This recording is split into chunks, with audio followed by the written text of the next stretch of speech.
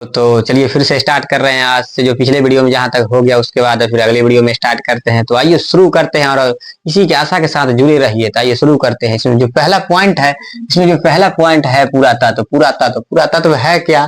पुरातत्व कहते हैं किसे, मतलब है पुरातत्व डाइस में। देखिए तो शुरू करते हैं। पुरातत्व पुरातत्व वह विज्ञान जिसके माध्यम से पृथ्वी गर्भ में छिपी हुई सामग्रियों की खुदाई कर अतीत के लोगों को भौतिक जीवन का ज्ञान प्राप्त किया जाता है, उसे पुरातत्व कहते हैं। यानी कहने का मतलब है वह विज्ञान जिसके माध्यम से पृथ्वी गर्भ में छिपी हुई सामग्रियों की खुदाई कर अतीत के लोगों को भौतिक जीवन का ज्ञान प्राप्त पुरातत्व कहलाता है। उसका आता है उसके जो अगली पॉइंट है वो है पुराविद। पुराविद है क्या? तो विभिन्न स्थानों पर उत्खनन कर पुरातात्विक सामग्रियों को की खोज करने वाले विद्वान पुराविद्वेता या पुराविद कहलाते हैं। उसके बाद अभिलेख। अभिलेख है क्या? अभिलेख कहते हैं किसे और अभिलेख के बारे में जानना है तो आइए स्टार्ट करते हैं।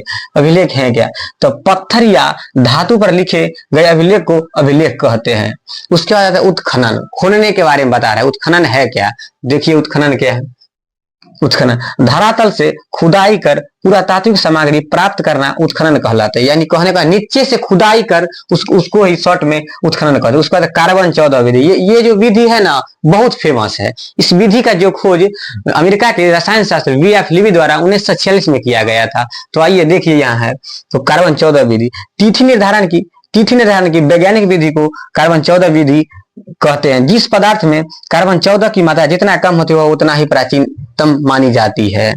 आ जाता है संस्कृति। संस्कृति है क्या? तो देखिए पुराविद संस्कृत शब्द का प्रयोग पूरा वस्तुओं के ऐसे समूह के लिए करते हैं जो एक विशिष्ट शैली के होते हैं और सामान्यतः एक साथ विशेष भौगोलिक क्षेत्र तथा कालखंड को समृद्ध पाए जाते हैं, उसे संस्कृत कहते हैं। उसके बाद आता है हड़प्पा सभ्यता भौगोलिक विस्तार। उसका विस्तार कितना हुआ है और कैसे है? तो देखिए तो पूर्व जो है वो आलमगीरपुर मेरठ में, मेरठ उत्तर प्रदेश में पड़ता है। उसके बाद आता है पश्चिम सुतकांगीडोर बलूचिस्तान में है।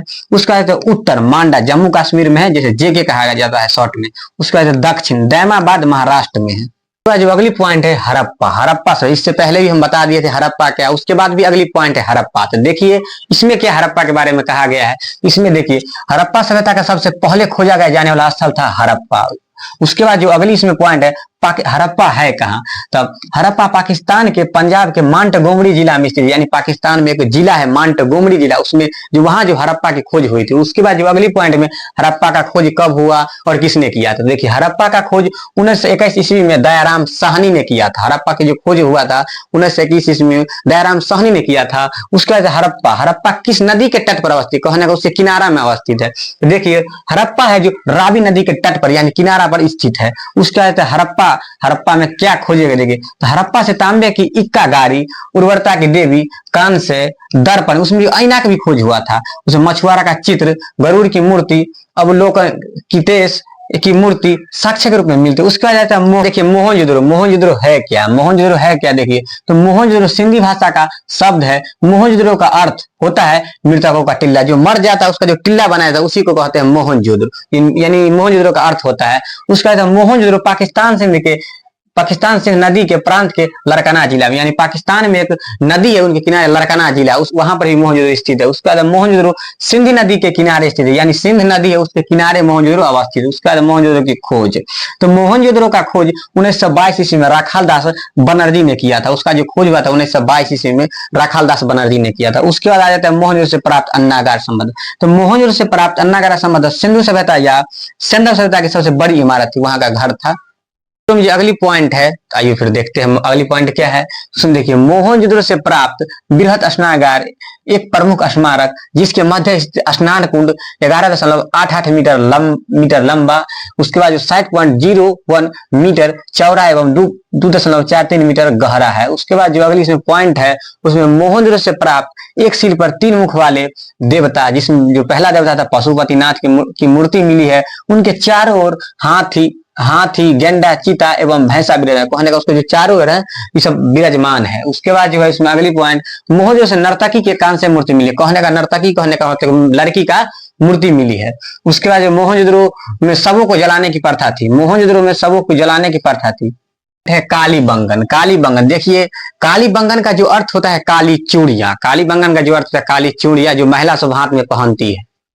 देखिए, कालीबंगन की खुदाई 1953 ईस्वी में बीबी लाल एवं बीबी बी के थापर ने के द्वारा करवाया गया था। यानी उसके द्वारा करवाया उसने नहीं किया था, उसके द्वारा करवाया गया था। उसके बाद जो यह है, यह राजस्थान का हनुमानगढ़ जिले में घग्गर नदी के तट पर बसा हुआ है। उसके बाद जो अगली पॉइंट, कालीबंगन का अर्थ काले रंग की चूड़िया, जो हम पिछले बोले हैं जो काले रंग की चूड़िया होते वही है। देखिए चूड़िया, तो कालीबंगन एकमात्र हड़प्पा का स्थल था जिसका निचला शहर सामान्य लोगों के रहने हेतु, उसको निचला जो शहर होता है सामान्य लोगों के रहने हेतु जो भी किले से घिरा हुआ था। उसके बाद जो उसका अगला पॉइंट है, कालीबंगन से पूर्व हड़प्पा स्तरों के खेत जोते जाने का और अग्नि पूजा की प्रथा के प्रमाण है। उसमें जो खेतों जोता जाता था, जो अग्नि पूजा होता है, जो अभी महायज्ञ या जो भी बोलते हैं यज्ञ है, उसका भी साक्षात मिला है। उसका जो इसमें अगली पॉइंट है, कालीबंगन से जुटे हुए खेत होगा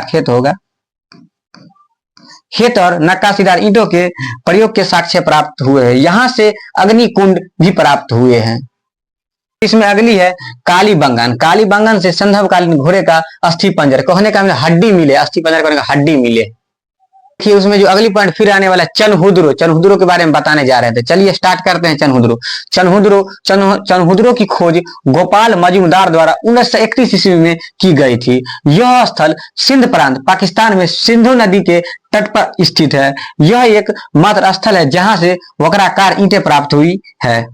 में कुछ पॉइंट छूटा हुआ वो बताते हैं। देखिए चनहुद्रो में क्या है, तो बिल्ली का पीछा करते हुए कुत्ते का साक्ष्य मिला है। देखिए बिल्ली दौड़ता है, उसके पीछे जो कुत्ता होता है उसका भी साक्ष्य मिलता है। उसके बाद जो देखिए सजने संवरने के लिए लिपस्टिक का प्रयोग किया जाता है। जो महिला लड़की से लिपस्टिक लगाती है उसका भी उसमें प्रयोग हुआ था। देखिए पहले का लोग कैसा था। उसके बाद देखिए चनहुद्रो में मन के बनाने का कारखाना मिले हैं। उसके बाद आइए देखिए कोट दीजी है क्या, सॉरी कोट दीजी है क्या। देखिए इसकी खुदाई वर्ष 1955 में फजल अहमद के द्वारा करवाई गई थी। यानी वो अपने नहीं किया था, उसके द्वारा करवाई गई थी। उसके बाद उसको देखिए, उसका सिंध नदी प्रांत का खैरपुर स्थान में सिंधु नदी तट पर स्थित है। उसके बाद यहाँ से चांदी के सर्वप्रथम प्रयुक्त साक्ष्य मिले। चांदी उस समय